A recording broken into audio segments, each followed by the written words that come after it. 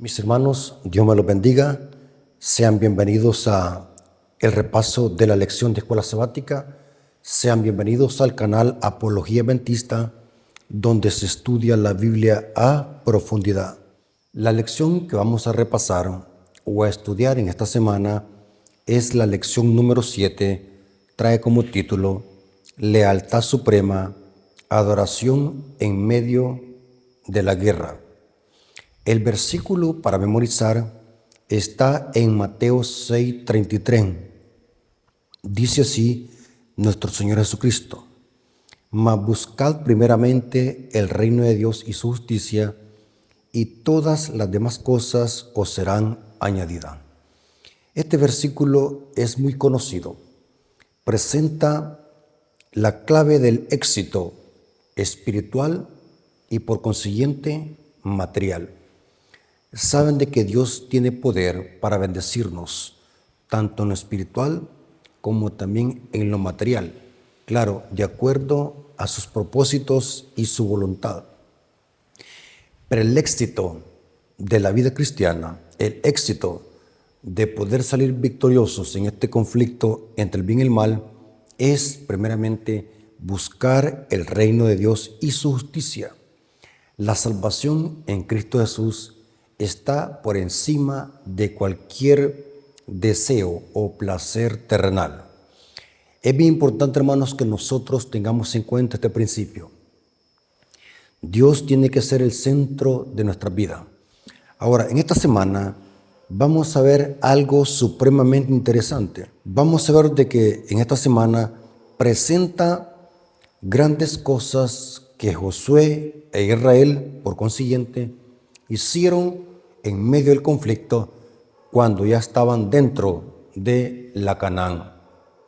Dice la lección acá: Josué tomó la decisión aparentemente irracional de circuncidar a los israelitas en territorio enemigo. Noten que Josué lo primero que hizo es circuncidar a los israelitas. Se cita Josué capítulo 5, versículo 1 al 9. También hizo de celebrar la Pascua ante el peligro inminente. Josué capítulo 5, versículo 10 al 12.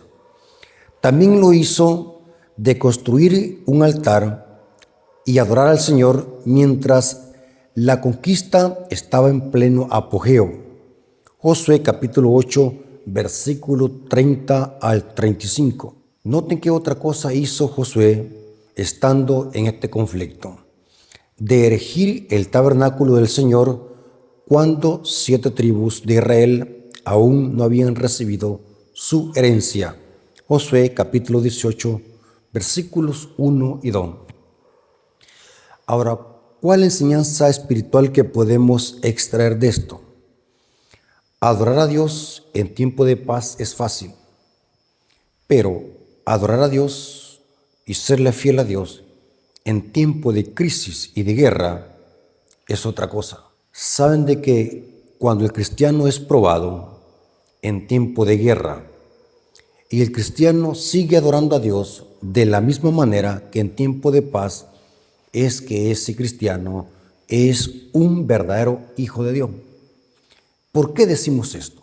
Vamos a ver en esta lección que Israel y Josué, en medio del conflicto, estando en una tierra de conflicto, en la Canaán, Israel adoró a Dios en espíritu y en verdad, porque esos son los verdaderos adoradores que el Padre busca, dice Juan 4:24.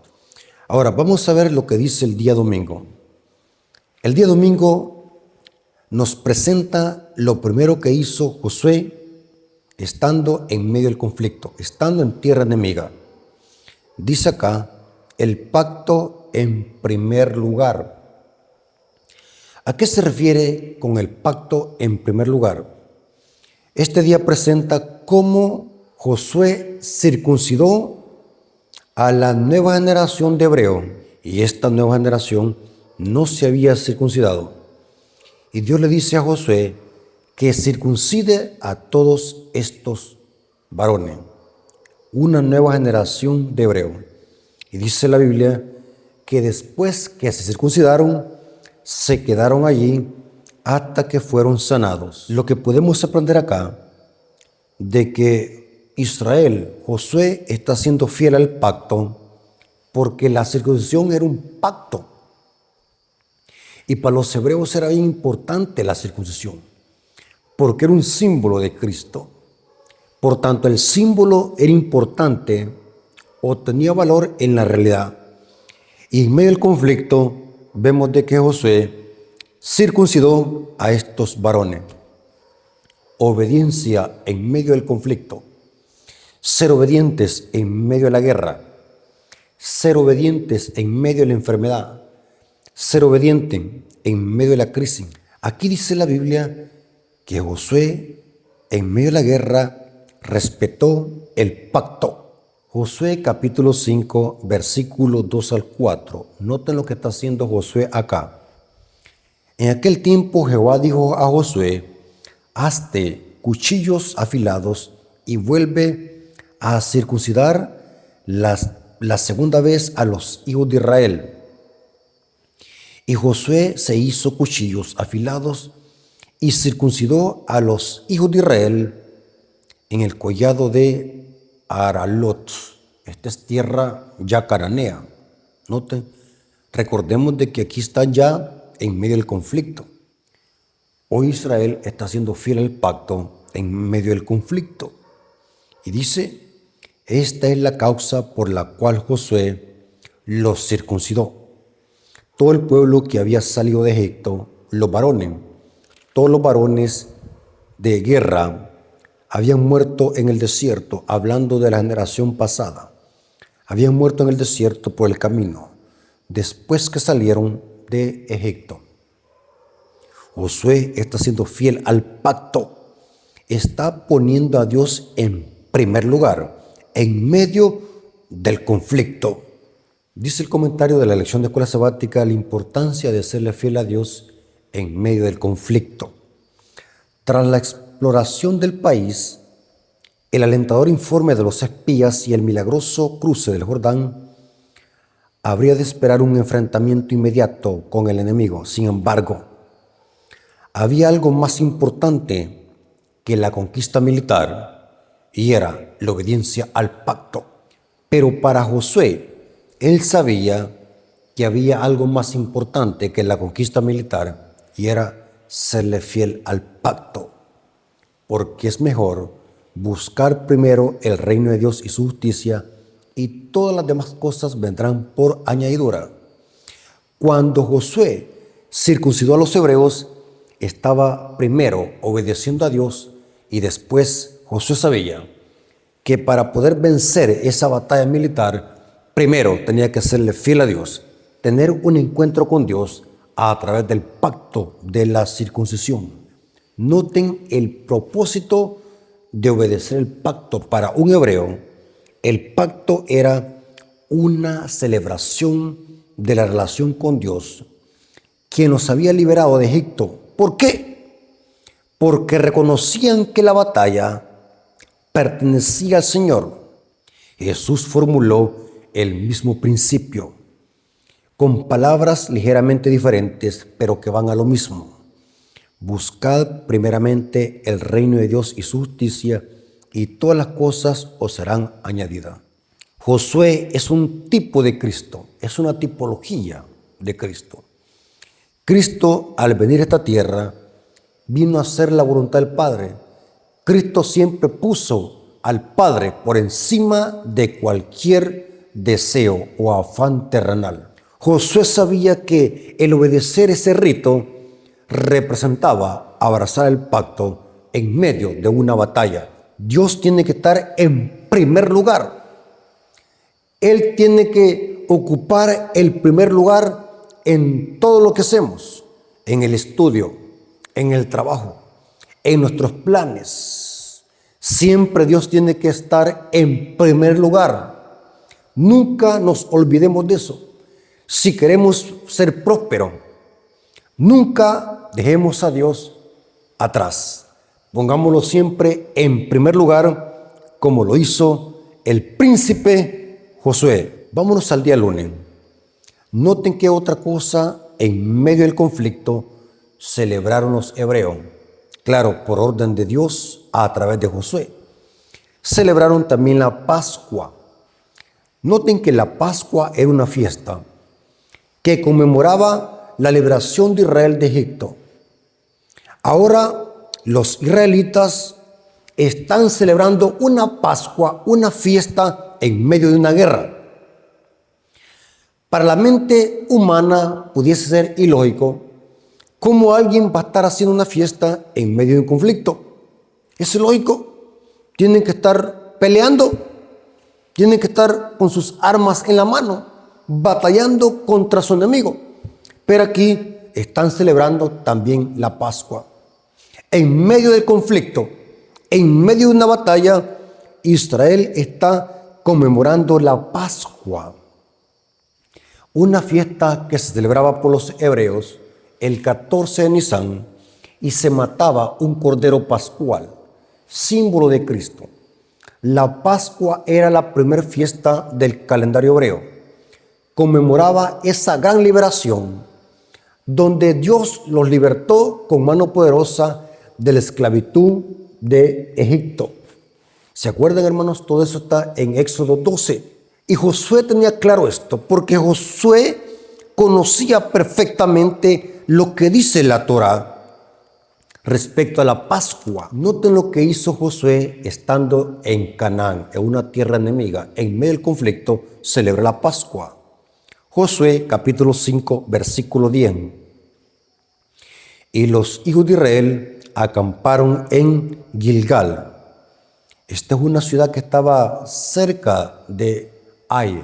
Era otra ciudad cananea, otra ciudad enemiga, podemos decir así. Dice el texto, y los hijos de Israel acamparon en Gilgal y celebraron la Pascua a los 14 días del mes por la tarde en los llanos de Jericó. Noten, en medio de una batalla están celebrando la Pascua. ¿Qué podemos aprender también de esto, hermanos? La tremenda confianza y seguridad que tenía Josué. Él sabía, no importara que estuviesen en medio de un conflicto, no importaba que estuviesen rodeados de enemigos, era más importante celebrar la Pascua. Noten que anteriormente celebraron o se circuncidaron. Ahora están celebrando la Pascua. Noten lo que están haciendo. Y quiero que nos imaginemos. Esto está pasando en medio del conflicto. Israel está en medio de la batalla. Dice el comentario acá de la lección del día lunes, dice, la segunda actividad importante que precedió a la conquista fue la celebración de la Pascua. Los acontecimientos dirigidos por Josué reflejaban los del Éxodo. La Pascua evocaba la noche en que tuvo lugar la 10ª plaga, Éxodo capítulo 12. ¿Se acuerdan que fue la plaga de los primogénitos? Porque la Pascua significa pasar por alto. Conmemoraba la liberación de Israel de Egipto y los hebreos. Y Josué tenía presente eso, porque había llegado la hora o la fecha de celebrar la Pascua. Y para Josué era importante esa fiesta, porque era parte de obedecer el pacto, no importara si había guerra. Porque ¿de qué servía si iban a pelear, si iban a dejar lo más importante, que Jehová era el guerrero? Así que Josué, teniendo claro ese principio, decidió primero celebrar la Pascua con todos los hebreos en medio del conflicto.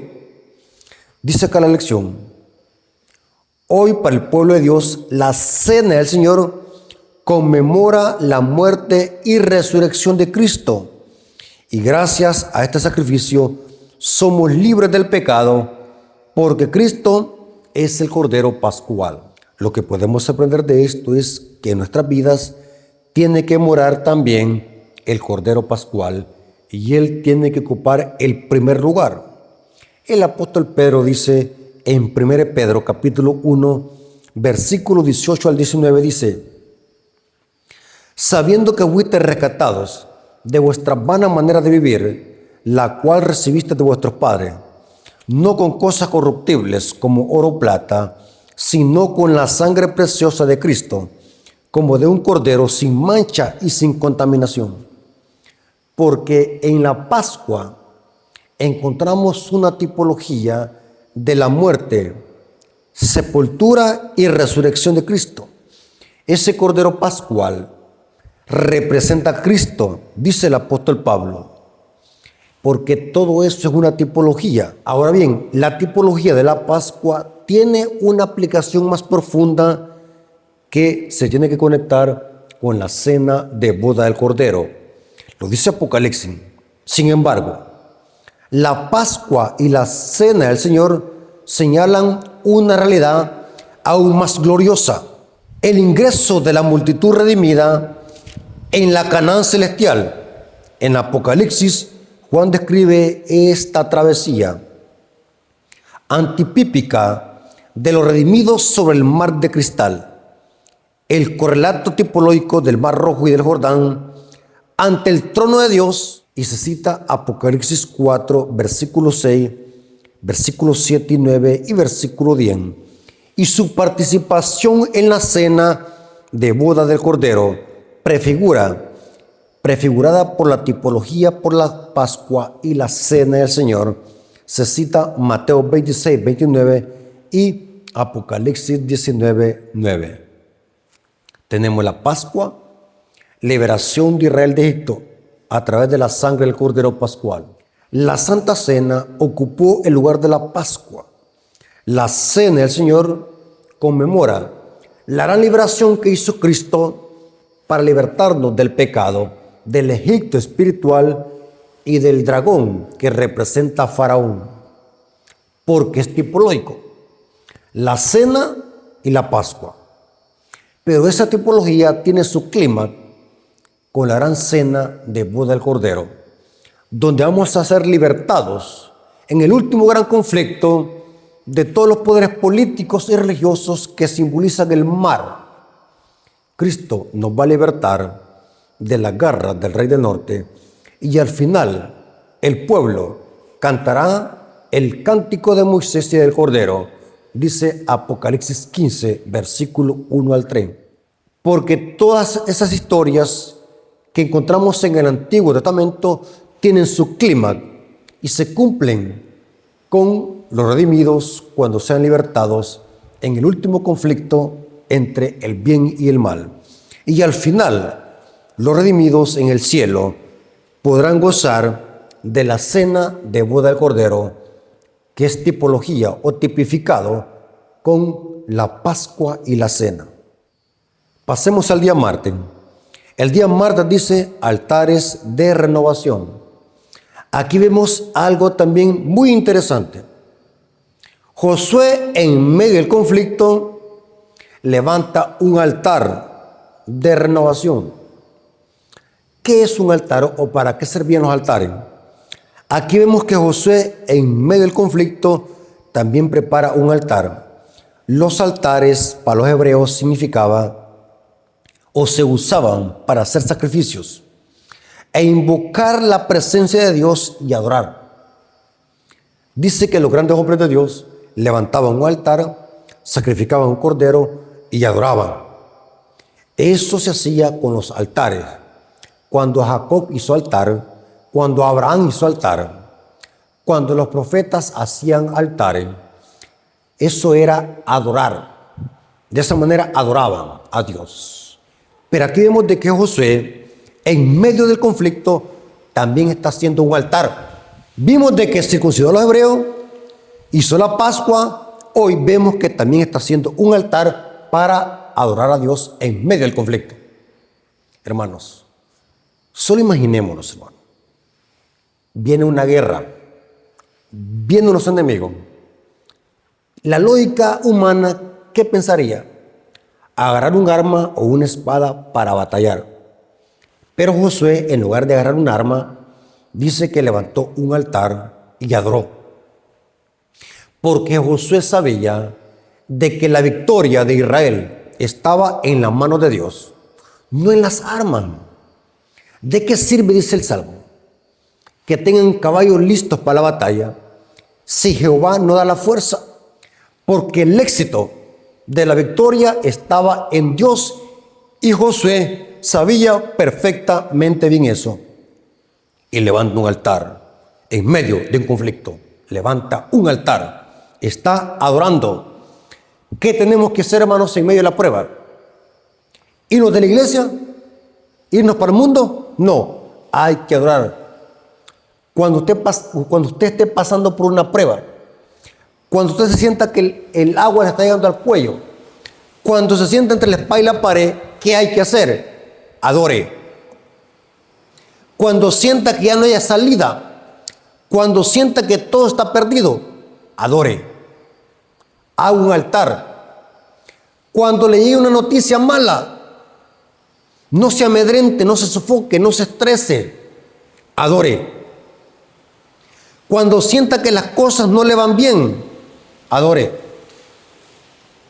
Cuando sienta que las cosas están empeorando en su vida, adore. Y Josué sabía perfectamente bien eso y levantó un altar. Los altares significan adoración en medio del conflicto. Josué capítulo 8, versículo 30 al 31. Noten lo que está haciendo Josué en medio de la guerra. Entonces Josué edificó un altar a Jehová, Dios de Israel, en el monte Ebal, como Moisés, siervo de Jehová, lo había mandado a los hijos de Israel, como está escrito en el libro de la ley, un altar de piedras enteras sobre las cuales nadie alzó hierro. Y ofrecieron sobre el holocausto a Jehová y sacrificaron ofrendas de paz. O sea que Josué con Israel están adorando. Al levantar un altar, estaban adorando en medio del conflicto. Esto era muy común entre los hebreos. Cuando un profeta o un patriarca hacía un altar, estaba adorando a Jehová, estaba invocando la presencia de Dios. Por ejemplo, noten lo que hizo Abraham. Génesis 12:8.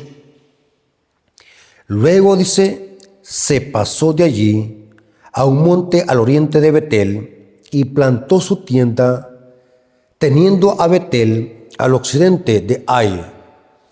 Al oriente edificó allí altar a Jehová e invocó el nombre de Dios. O sea que así Josué hizo un altar en medio del conflicto, estaba adorando a Dios, ese Dios que los hizo cruzar el Jordán y que le dio la victoria sobre los de Ai. Hoy les iba a dar la victoria sobre los demás enemigos. Pero Josué dice que adoró e hizo un altar. Dice aquí el comentario de la lección del día martes, dice, a pesar de la importancia de la guerra y la conquista, hay algo aún más vital: la lealtad a los requerimientos de la ley de Dios. La conquista era solo un paso en el cumplimiento del plan de Dios para Israel y la restauración de toda la humanidad. La fidelidad a los preceptos de la Torá constituyen la cuestión última en el destino de la humanidad. Josué escribió la copia de la ley sobre grandes piedras encaladas, distintas de las del altar. O sea, vemos acá de que para Josué, en medio de este conflicto, era más importante serle fiel al pacto, obedecer la santa ley de Dios en medio de este conflicto. Saben de que todo esto es tipología. El remanente del tiempo del fin, que Apocalipsis 14:12 le llama, los santos que guardan el mandamiento, van a serle fiel a Dios en medio de un conflicto.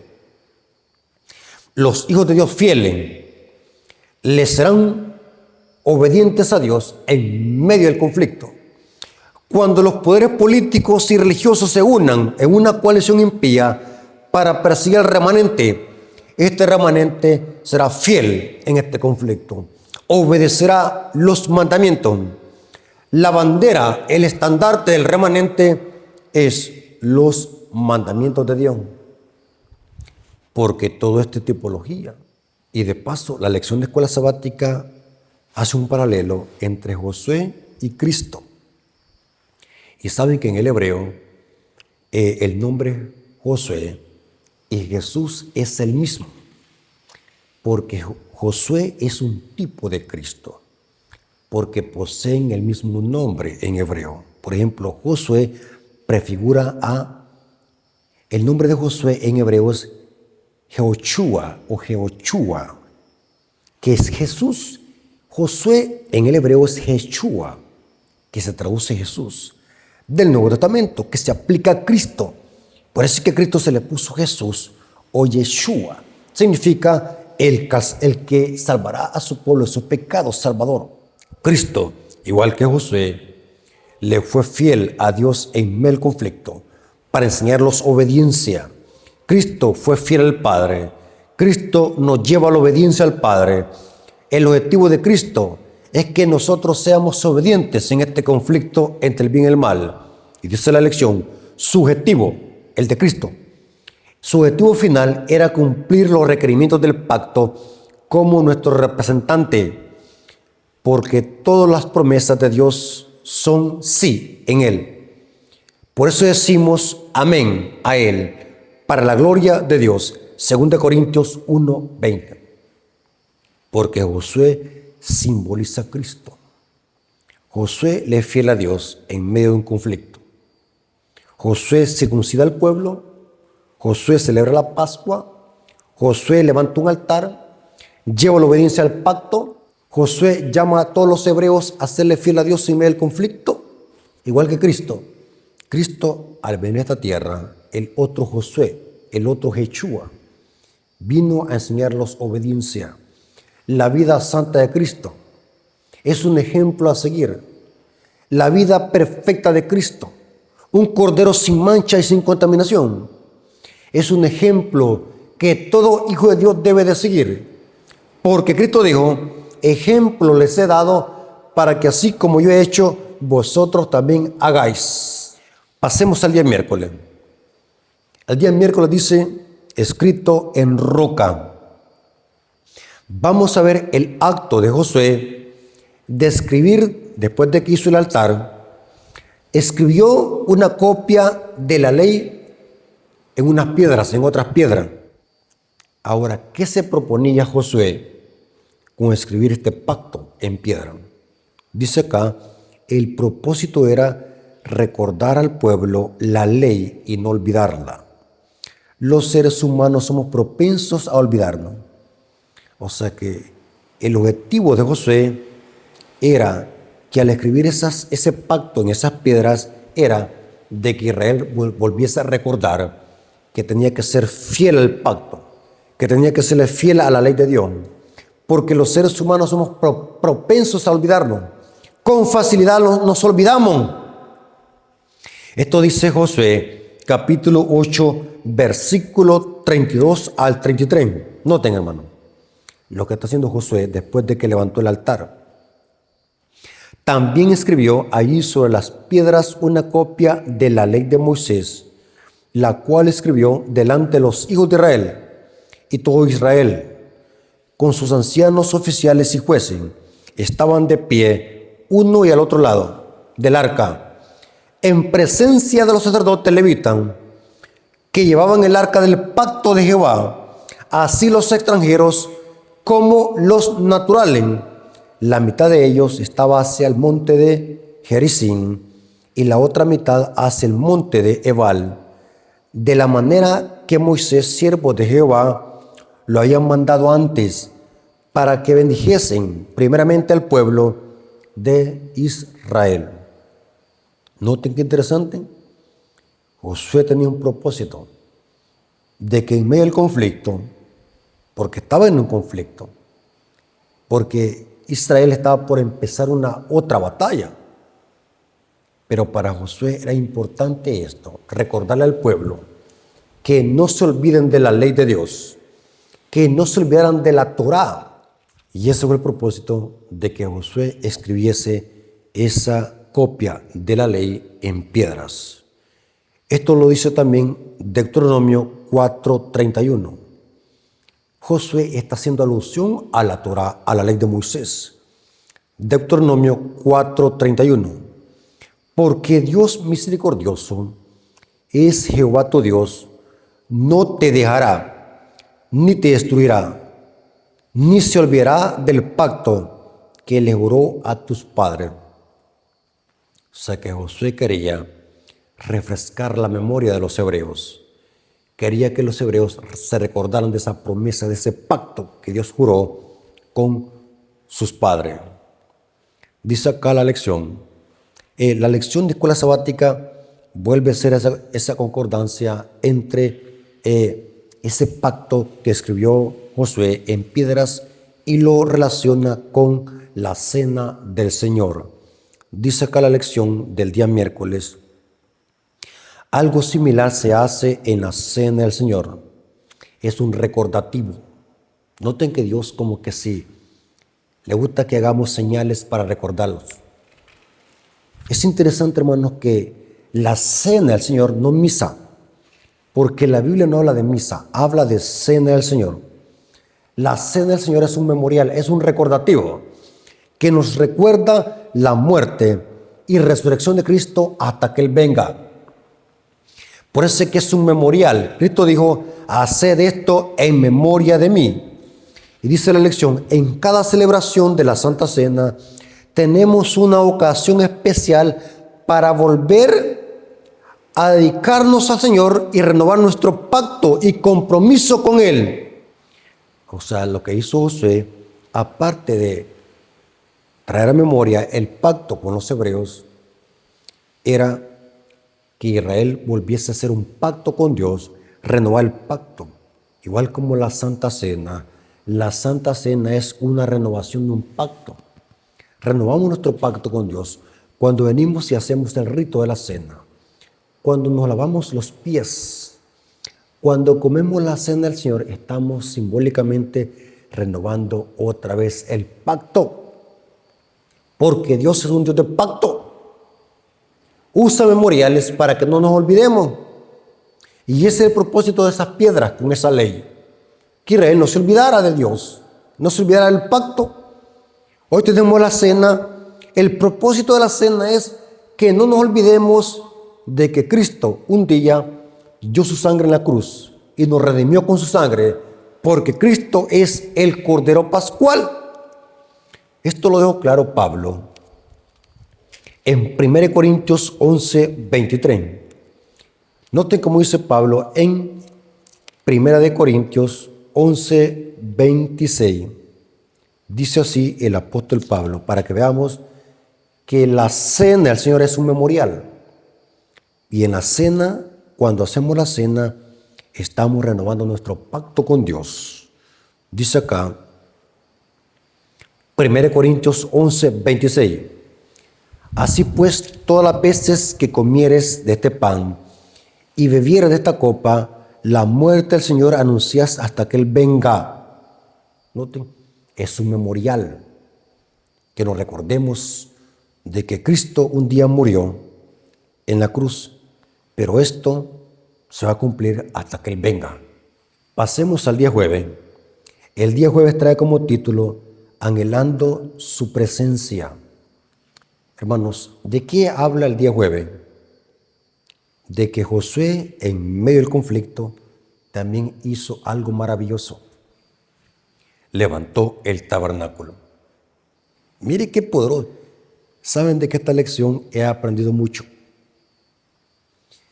Que cuando estemos en medio del conflicto, no sé qué conflicto tengas tú, hermano, no sé cuáles son tus luchas, no sé con qué estás batallando, pero lo que yo he aprendido en esta lección es que hay que adorar. Josué, en medio de una batalla, en medio de un conflicto que se avecinaba con las otras ciudades de Canaán, Josué levanta el tabernáculo. ¿Por qué? ¿Por qué Josué levanta el tabernáculo? Porque Josué estaba anhelando la presencia de Dios en sus vidas. Porque era en el tabernáculo que se manifestaba la presencia de Dios, la Shekinah, que significa presencia de Dios. Los judíos le llamaban a la presencia de Dios, a esa luz maravillosa, que se manifestaba en medio de los querubines sobre el propiciatorio. Se le conocía como la Shekinah, la presencia de Dios. Y Josué anhelaba la presencia de Dios en este conflicto. Noten qué interesante lo que dice la lección. El tabernáculo fue erigido en medio de un conflicto. Josué sabía la importancia de la presencia de Dios. Era el medio, hablando del tabernáculo, era el medio donde Dios se manifestaba. Josué lo consideró muy importante, a pesar que muchas tribus aún no habían recibido la heredad. Esto me llamó también la atención y la importancia. Noten que el plan de Dios era de repartir las tierras a las tribus, menos la levita porque iba a dedicarse al santuario, pero las demás 11 tribus no habían recibido heredad. Las tribus aún no habían recibido heredad hasta el momento. Noten que estamos en el capítulo 18 de Josué, pero las tribus no han recibido heredad. Aún así Josué dice, levantemos el tabernáculo, porque Josué estaba sediento de la presencia de Dios y levantaron el tabernáculo. ¿Saben de qué Josué siguió los pasos de Moisés? Josué es el relevo de Moisés, porque Josué simboliza a Cristo. Dígame usted, ¿cómo fue la vida de Cristo? En una constante comunicación con el Padre. Cristo dice que oraba, predicaba el Evangelio. Siempre que hacía algo le decía, Padre. Cuando oraba le clamaba al Padre, hágase tu voluntad. O sea, Cristo estaba en constante comunicación con el Padre. Josué, en medio de una batalla, cuando aún las tribus no habían recibido heredad, Josué dice, levantemos el tabernáculo, porque Josué quería la presencia de Dios, anhelaba la presencia de Dios. Esto lo dice Josué capítulo 18, versículo 1 al 2. Toda la congregación de los hijos de Israel se reunió en Silo e erigieron allí el tabernáculo de reunión, después que la tierra les fue sometida. Pero habían quedado de los hijos de Israel 7 tribus, a las cuales aún no habían repartido su posesión. O sea, que 7 tribus faltaban. Pero Josué dijo, no, detengamos este trabajo de repartir tierra a las tribus. Levantemos el tabernáculo, porque es más importante que en medio de nosotros esté la presencia de Dios. Carácter. Noten que esto es profundo, hermano. Anhelar la presencia de Dios. Buscar a Dios de todo corazón. Clamar a Dios en medio del conflicto. Son pocos los que hacen eso. Dice la lección de escuela sabática, el establecimiento del santuario, la morada de Dios, representaba el cumplimiento de la promesa del Señor de vivir entre su pueblo. Éxodo 25:8, Levíticos 26:11 y 12. Y revelaba el tema central del libro. La presencia de Dios en medio de Israel hizo posible la posesión de la tierra que había de ser una fuente continua de bendición para Israel y para todo el mundo por medio de ellos. Génesis 2:13. El culto a Dios ocupa un lugar central y preeminente, incluso encima de la conquista y la adjudicación de la tierra.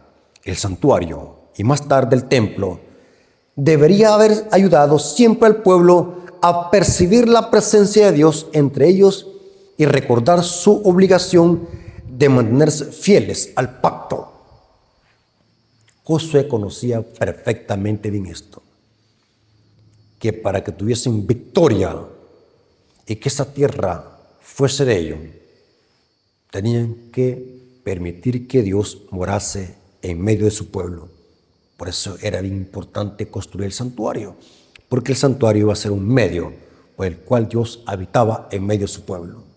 Dice la lección acá, para terminar, al confirmar constantemente la obra de Cristo realizada en la cruz y el santuario celestial, podemos esperar con fe el momento en que Dios vuelva a morar entre su pueblo, esta vez para siempre.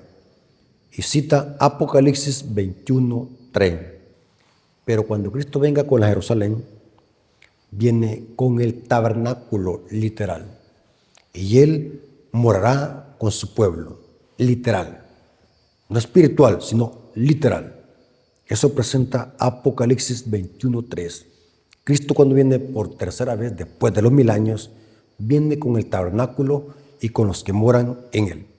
Hermanos, para concluir esta preciosa lección, podemos aprender lo siguiente. En conclusión, que cuando estemos en medio del conflicto, recordemos, adoremos, seamos fieles a Dios, anhelemos la presencia de Dios, clamemos la presencia de Dios y verán que aunque haya guerra por fuera de nosotros, habrá paz dentro de nosotros. Dios me los bendiga y hasta la próxima. Amén.